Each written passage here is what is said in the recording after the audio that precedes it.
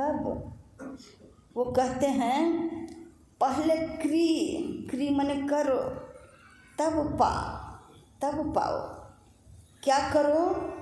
गुरु जो बतलाए हैं साधन की क्रिया, उस साधन की क्रिया को पूरे विश्वास के साथ, जिस दृढ़ संकल्प, जिस आज्ञा पालन की बातें अभी अभी आप लोगों के समक्ष कमल भाई साहब के द्वारा रखी गई हैं, पूरे मनोयोग के साथ जब उस साधन क्रिया को करोगे और गुरु की शक्ति को अपने भीतर धारण करोगे और उस शक्ति को, उस प्रकाश को अपने पूरे शरीर में हृदय के माध्यम से फैलाओगे, तो धीरे धीरे जन्म जन्मांतर के जो हमारी गंदगी हैं, मल विक्षेप और आवरण हैं, जो ईर्ष्या, काम, क्रोध, लोभ, द्वेष के दुर्गुण हैं, जब धीरे धीरे उनकी सफाई होगी, तब जाकर मालिक का दीदार होगा।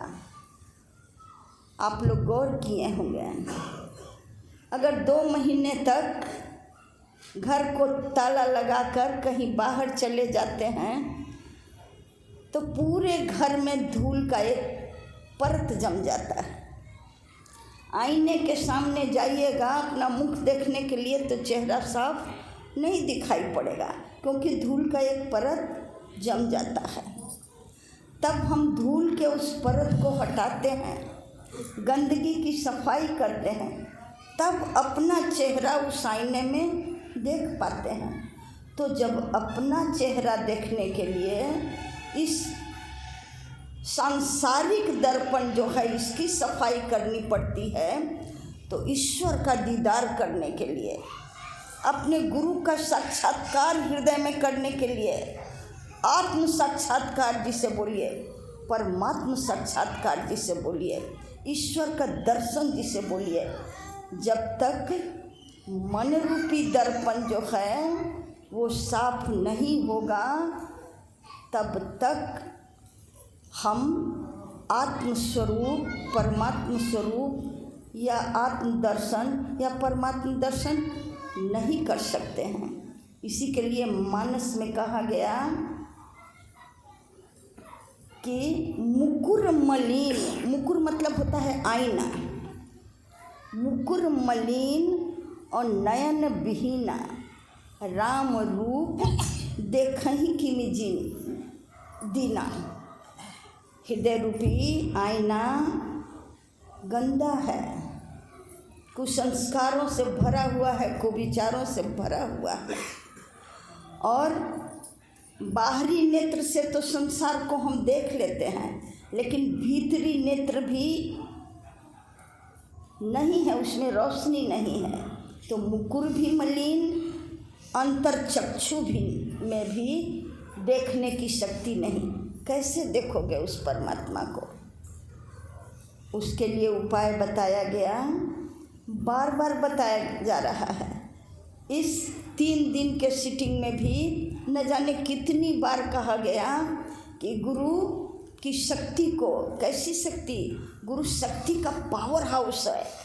पावर हाउस से बिजली का कनेक्शन पोल पर और पोल पर से अपने घर में लिया जाता है, और घर में लेने के बाद भी जब तक आप स्विच नहीं ऑन कीजिएगा, न पंखा जलेगा न बत्ती जलेगी। जब तक कनेक्शन तो हो गया, लेकिन उसको जोड़िएगा स्विच से, तब ये सब होगा।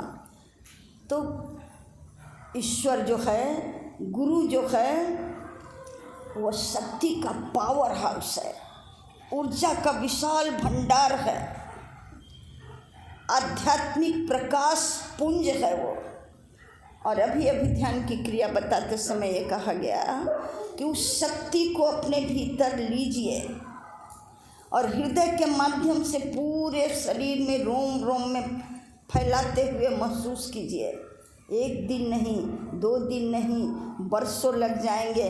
करना है पूरे विश्वास के साथ। धीरे धीरे हमारे मल आवरण, हमारे मन के विकार साफ होते जाएंगे गुरु की शक्ति से।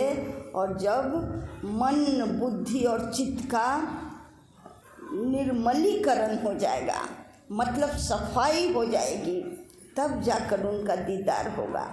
तो ये दरबार आत्मज्ञान प्राप्त करने का जो दरबार है, वस्तुतः अपने मन, बुद्धि, चित्त और अहंकार के सफाई का, धुलाई का और धुनाई का दरबार है।